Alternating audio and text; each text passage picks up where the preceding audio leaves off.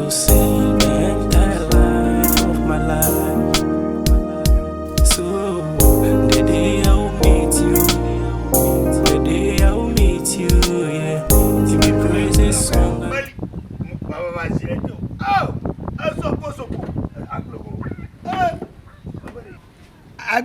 Soko. Aglogo. Where's all the Oli. Odo. Look at Aglogo. A phone.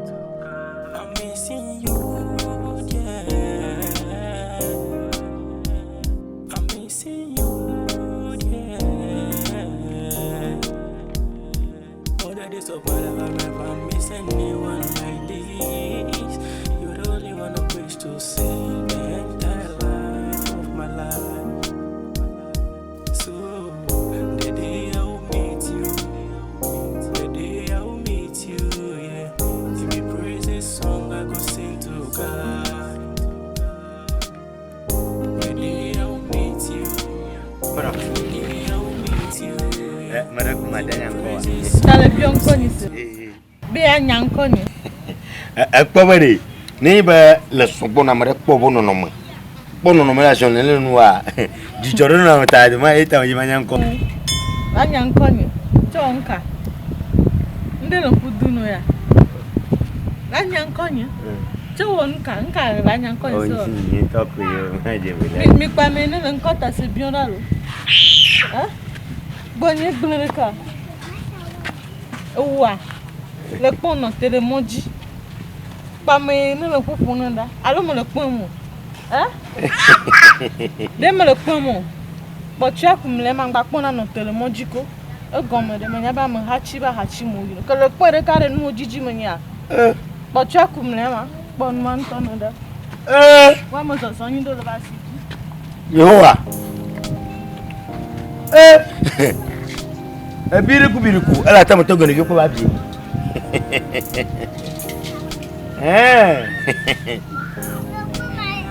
Biriku. Ela tá muito grande. E viu que eu vou abrir.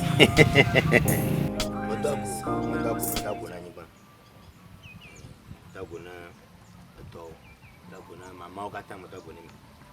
Enyama ka agwado na nyamia babi nyama subola. Ya agwado na miaji. Nya tepe oba anyigba ditori mediano. Enye ba enya makpo de chupivia de. Chupivia makpo a egbokomotoni la bobo egbetona makagbe. Egbomoto nyonu kwa ye ko lan junjun kro nya oren chinye. Kaka bia bade to lele na la nunya aka tuto ma akpere nu. Bia ba nyanu manya nyonu na akporo do ha. Maje ma di fin. Nanyi anu manye kro manyi wa to bi ole mi agbo. Mina wajim. Na jin le tomo. Na jin la gblema. Na jin le chima. Na jin la pasakpa. Nenye ba makpomo wa makadin. Fi de sia de kwa na jin. Da wanya bana de manya mashama yo juno. Manya mashama ye o juno. Manya mashama nche juno no. Mina wajim. Na jin. Magadano, magadio. Nyebono foro tamani. La shimeyo, agbemeyo, fika keyo. Nyebono foro tamani. Wasre yin ko pom. Dema pom wa magadio ro. Nemi we are, manyanu mi jina. On the way to Jinoni.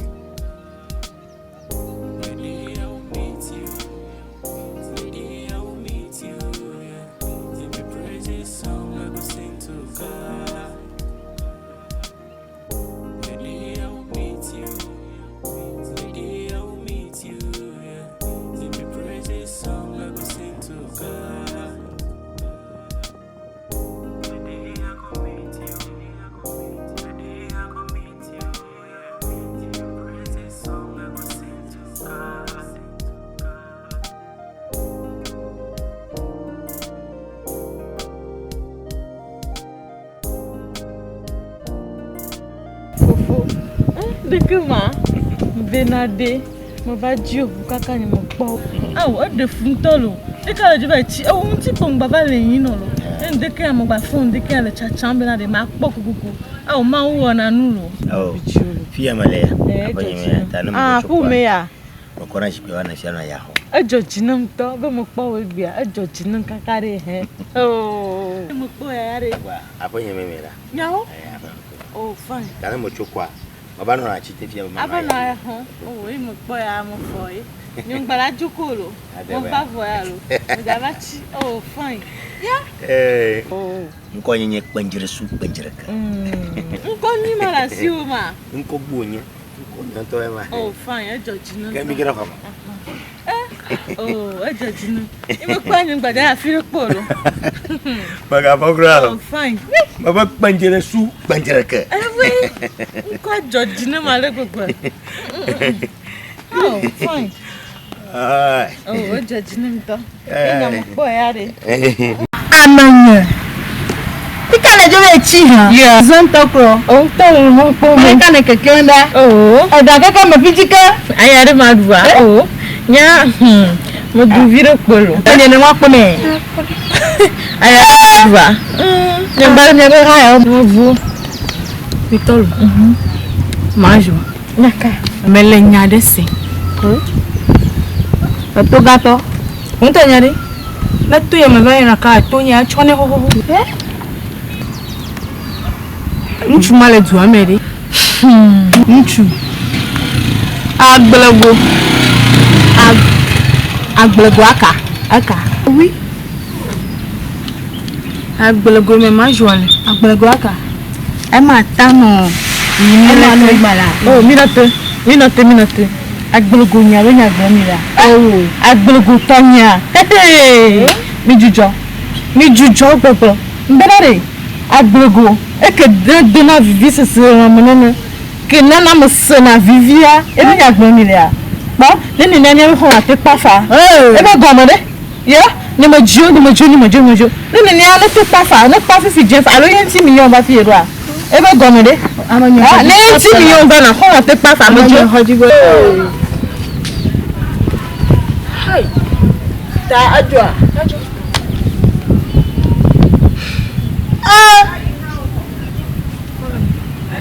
Nshuma. Atarikata.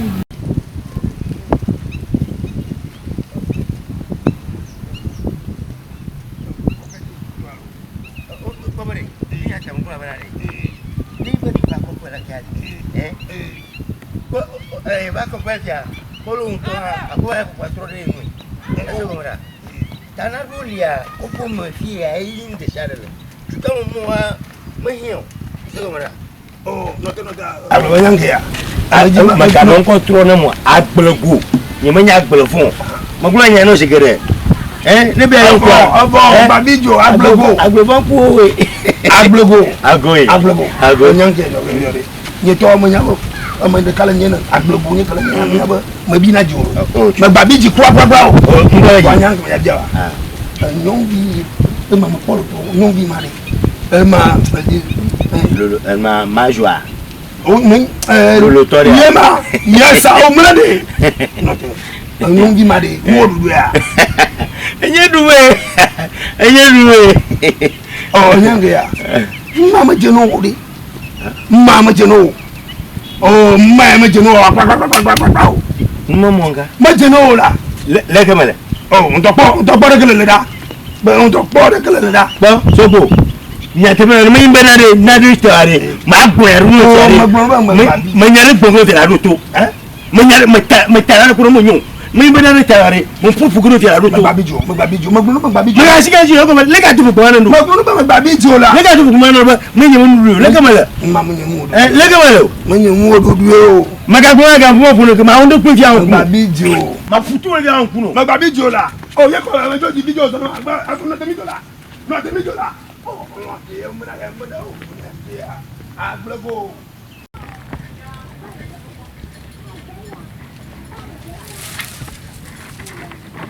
Ago. Ela me cai. Ya. Pourquoi Elle a fait boire. me la fait. Oh, le de doya. Ah, si me imele. Oh, me dit ma casse vie de plomb. Nyawa dagbea. Et là. Alo mi agere me. Oh, mi no vie nya gbe fa. Okay. Ore, on va le juma.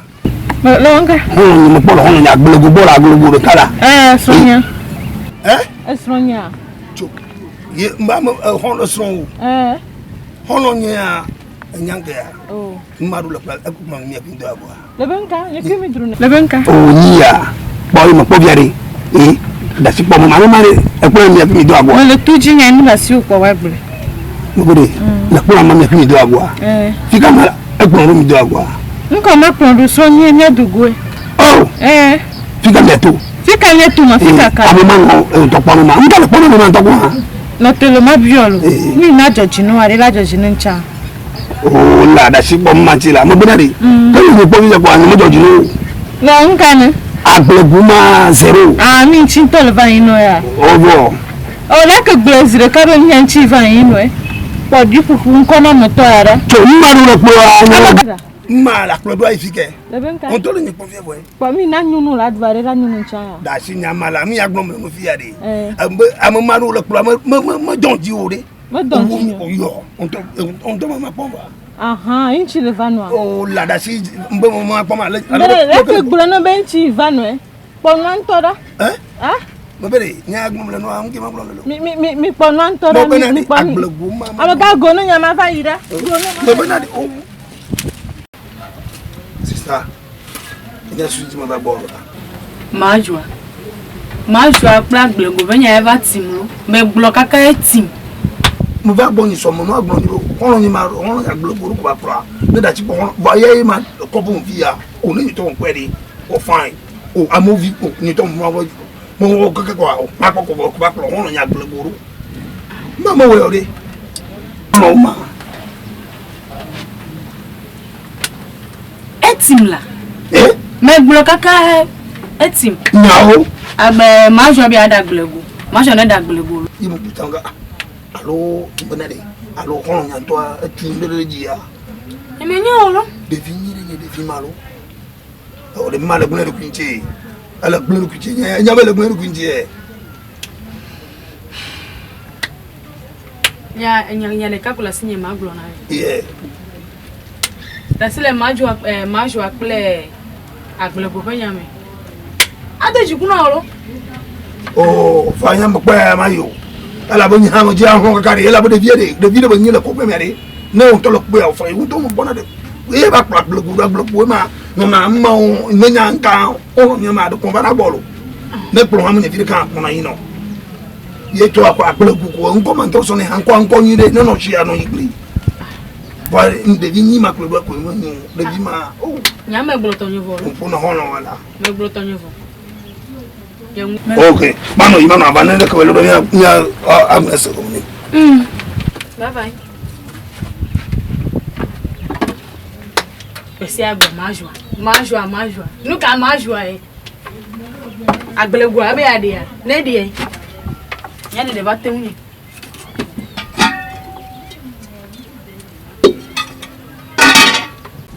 bonyefa o agbelegu anya mi na ba bo iswa ko won de jabol ju ka de nya mo wa manyo asema manya mo jabol ju ati so kama e gbara ba dolo gwen be de ko ma so ki ne ba mo de la tuma manyigo ne na mo de la tun ya gbogbo mo so ko la tun yenu ile melegba egba npon le ka enya meleke oji meyo le nya meleke meleyo ake wa wo ba le egbodi nya gbon na o agbegbe sura bi tere kama tene no sura bi tere kama so no kakede nya de limoji ma biaro moji ma de klo abi le de madalia agaji bi adada no mo o la ya so no hon no bi fofo nya eji bi agadare no mo no ya so no bi fofo nya maga gbon ya bo o ekpobode nyonu jiji ntware nyamfo ofui eji ba anyale ofu na kwunu nyo yale de evelia eji ba na anyale utanali elima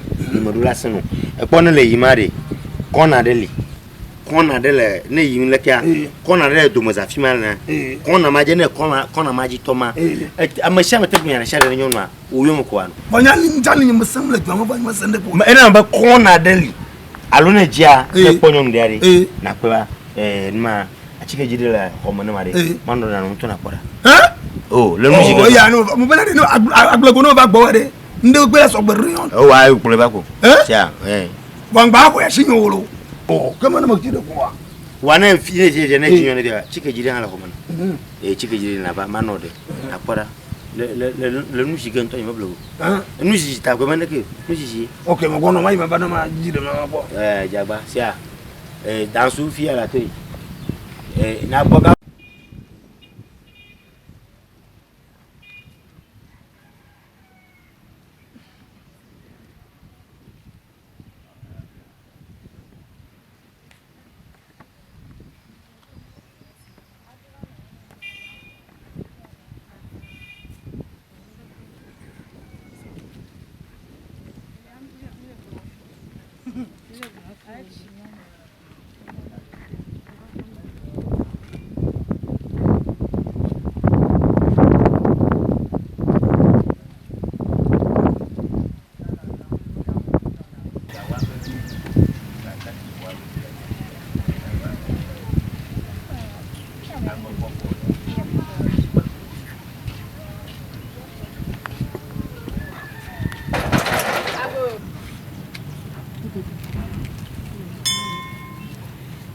La femme.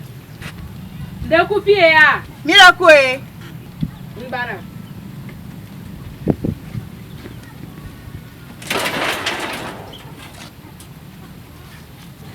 La ko bude. Bude. Amira ko majwa chicken. Maka. Majwa. Menya fike majwa nona. Fiola. Fio vlo ne mi be nona. Merade, mi meje shifi ke majwa nono ma. Majwa to na be gba le fia. Tata, mi de pourquoi de majwa wa fe me ya. Voilà merade. Majwa to na mi be gba le fie ma. Be e ba fe me. Fike mi to ne be le nu mi de sia. Alo mi nya me fie conseil be ne be de ba fama taklia. Agbe gwa mi o to ne be ne be de ya. Alo mi nya o pe ni.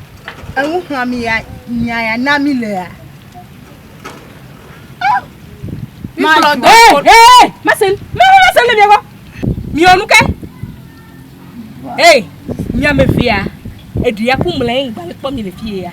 So gbedia mi ame via nyen gbada pom ya don tori ba fo le fie ko. Donu ke mi doni a ewe na mi ejijo mi. Ta so gbeadi. Masen. Mbe nyema. Gba pom ya ba fo le fie ko. Kabaya. Na salami.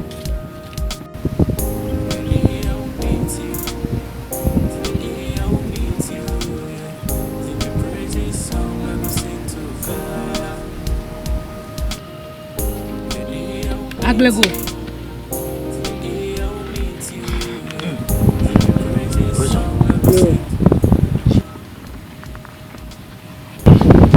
Leko jo afiko olito aglego na. Benade aglego.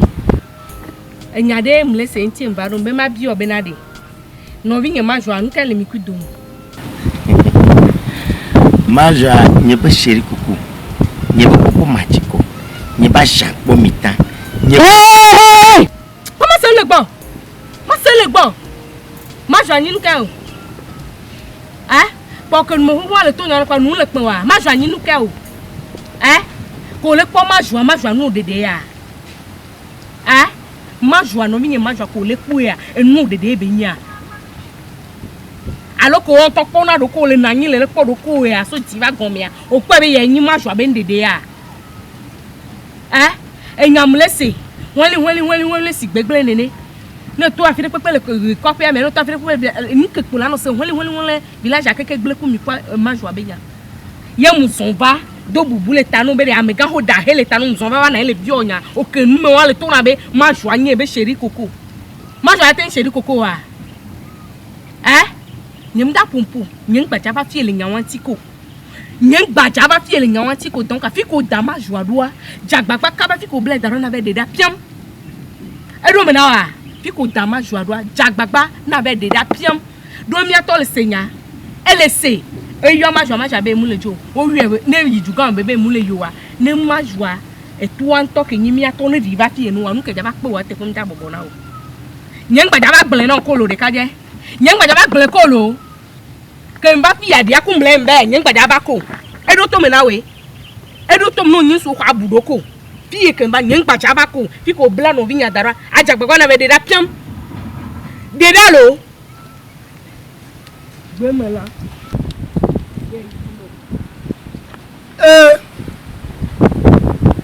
biriku ala ta mo to ngere bi ko ba bie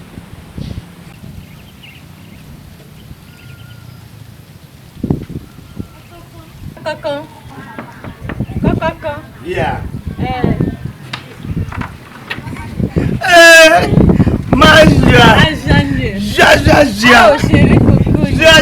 ja Ah, du coup phone am do. fo kere Le phone ni ga. Ah, para que mo le conti le. oh Ah, ni no. fica aí mano Ah, du coup mo vai banade. Ma ko lo mi atu vide. Mi adru vide la. nyao Mi adru we vide. ma por ma como Vai chawa na. Majua we joa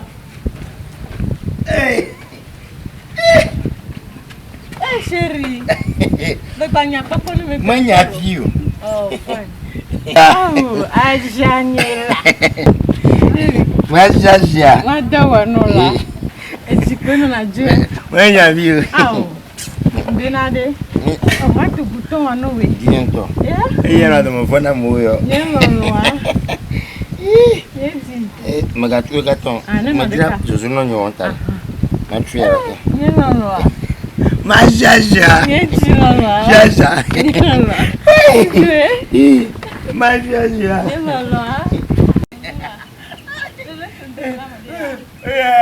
então o pole apungwa o mo fuloncho Yelo no la. Neni mo kore kari eti no na tuka. Yeti no la. Maja Esronyela.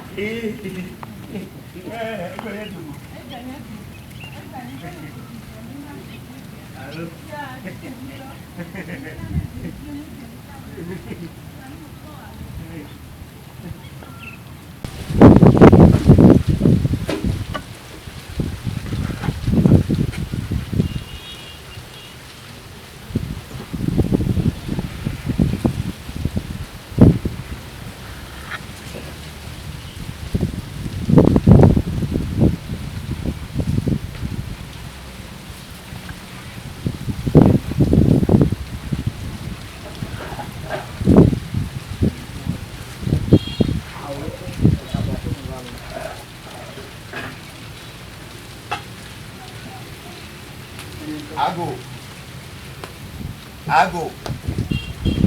C'est ma mère. Vas-y.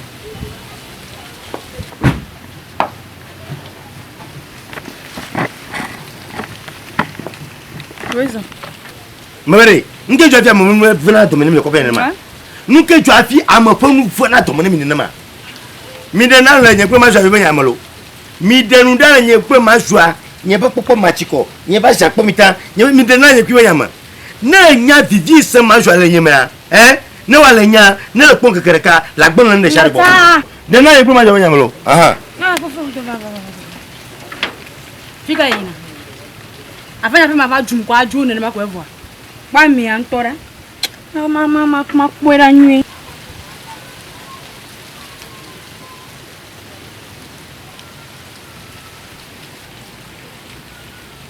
Bonyera nyi de. Esa bo kama maja no kai. Nchu ma peto.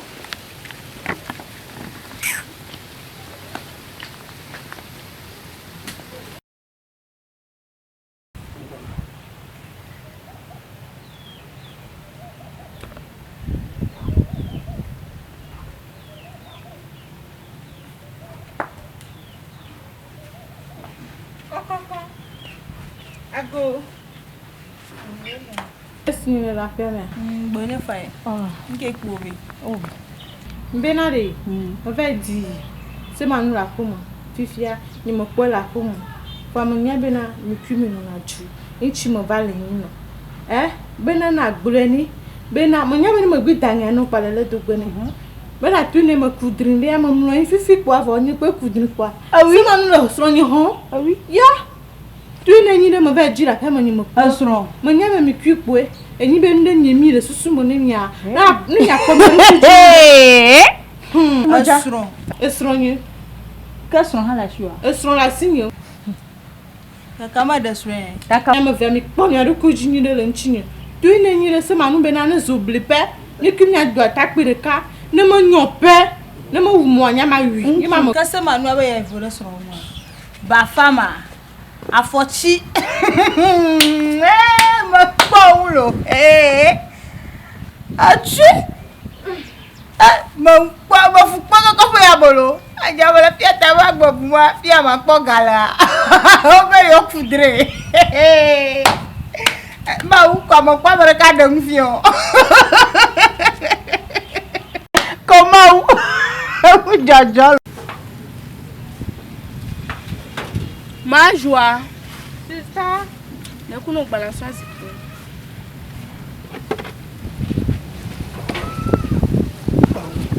C'est ça me kunya. Ma joie. Nyo. Babe no kuna kwenye nti kumuyodo. Munde kwenti. Beko la so duka me ken gbo la ba fi ade. Kekene ni ogbo na ya to be dava o. Ça me kun ki ameton. Keke ameton. Yo be. Kluyan ko le fi ya kekene ni. Jimbe ka. Jimbe ka. O ya be dale yo a. Ele yo alo. Nu kan ti e bele yo do. C'est ça ma gbova. E bo ne gbova. If yan kan ti o mu tele jo. Me ton O to opo. Ya uwenwere de bakini bobe over copy ame be aba nkeke ame ton yo le kakaka ti nde kale ye ya ye munyan kolom dibe ma bi obe nuka e wo lo copy ame ti odoko jojo yo doko jojo c'est ça na le person menade allo de kajo fudi mataki bafa c'est ça ya ma menade le menka le que la tino ngolu bi obenka Never talk about Mouvoir, les loulous à Meyolo. Ne Mouvoir, belle cholo le déji gadegle. Je trouve les femmes, mouillé ti ou la concomana, m'lebio benade, ou ton amiato, big bana, ya va s'en conquer ton. Et so d'or, so d'arrêt, so business, so d'arrêt. Je vais les coffrer à me. Pire que m'bala tu dois venir là. Yo, ton va, waouh, que Dieu m'y avait fait, m'y avait m'pouvia, au ton so d'or d'arrêt. Je vais comme sous ya kameto, nous sous ya kameto, foudi, wado.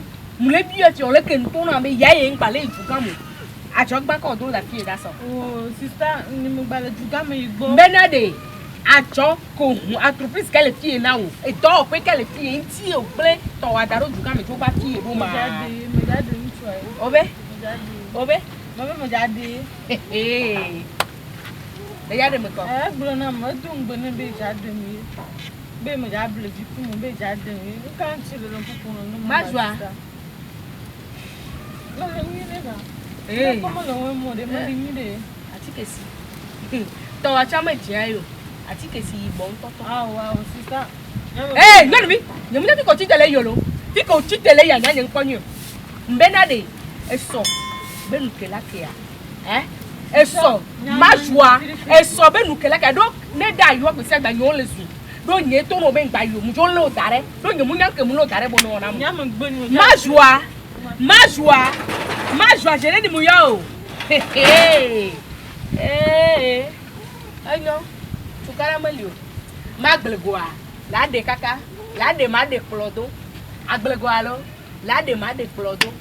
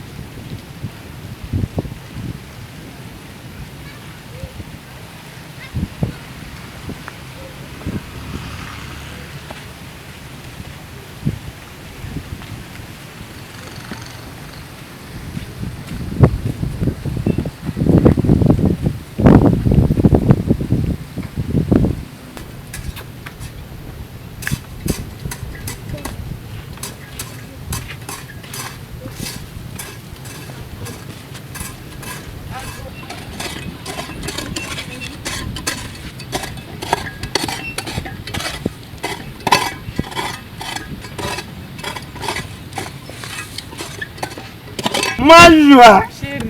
Ja. Chérie, bon me valo. Ngija. Amedava chifia, dadani no kuduno ko. O sister ni le de kale nu wona mo va me dava chigbo ya ni me gba ya joko. O sister. Ebe ni jo. Nyao. Nge no afuri na de karo. Ya. Maga ja. Chérie.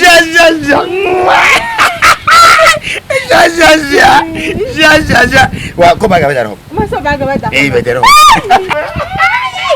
Joshua. Oh. Joshua.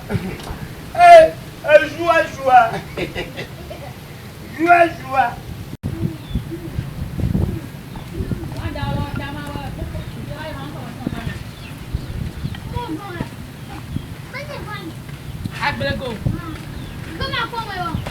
Bedade, fika no vinya de.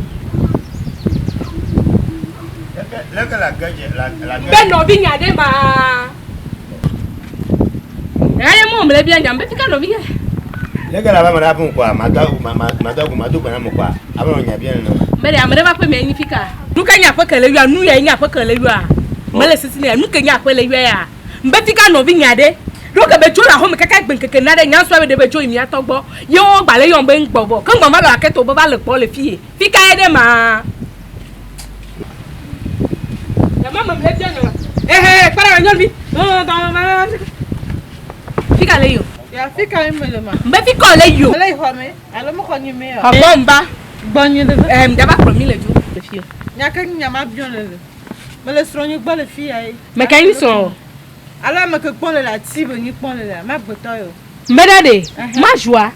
Nuko ojo la home, jo va lo le fie nya ojojo nya so ebe ojojo ya home. Jojo ijuga ile mi atogbo a fifi o ba le yobo omule o. Mba lo enquête kaka ko ba nya be fie ya. Le be ba onke? Matelo, me le gba o de kale lo kudunu. Zanda la bereke, zanda la veyi. Kaka me dukpi tinunu, ma dunu me dukpi. E ma ju va chistronye gba lo kudunu. Medade. Alo ma ameya nu ya yin so wa. E won kan gba tutu fa yin lo. Lako mare ma. Ma joie. Ya o de kale kudunu ko. Ah, ni ma nu chi duku, ma dunu duku. Nka bo ya bo. E ma ju lo ka kwa bi ne va le, be nka do. Ya. Ma joie. Le jo la home nya so ebe ojojo imi atogbo. Para we de kaje. Nuka be ngi le wona no mi nya ma. Enu kele wole jaja gba na deda. Nga moni. Mbe jagbagba nu ko wole jagbagba na deda. Ni ma fire pe mo chérie. Lele jo. Ni mo ja ya fire. Be la jo. No to le kula fu. De kaje. Jagba nu ko wona na deda. Maja ko da rura ni mo na no walo. Kule dola. Ah, chérie u to le mo la be agolo. Le lo me ka be nya po. Ma jo me ka be nya po lo. Enu ke be nya po lo ya. Mo la be agbo. Ma jo e wo nu do ti oye. Mo ne pe de ju. Ame ya wo nu do ti oye no bi ni. Ka mo jine na. Pa wo to la jo. La ho de lui si wa me ya. La ba no fi ya ma joa. O jo jine. Ko le fon ka be ni be lo wa yo. Nuka no. Ah no, ni mo ja no me no. Ni mo Me da nuka da mo. Fa mi jo. So ba mi jo. E ko mo de. Ni mo ja no lo. Ni mo ja no ni ma fire pe mo. O cha le son pon cha mo le son pa le ba le pe de le chi ni ma. E ko mo de. Por que be jo ba le tira la. Nya lubi. Para we nusu. Jagbagba nuko wo ni ya. Jagbagba na de lo. Jagbagba na de no ale ti lo. Kama e gbanya da me jagbagba na de no ale ti. Ya. Anu kama no vinye ba le ya na.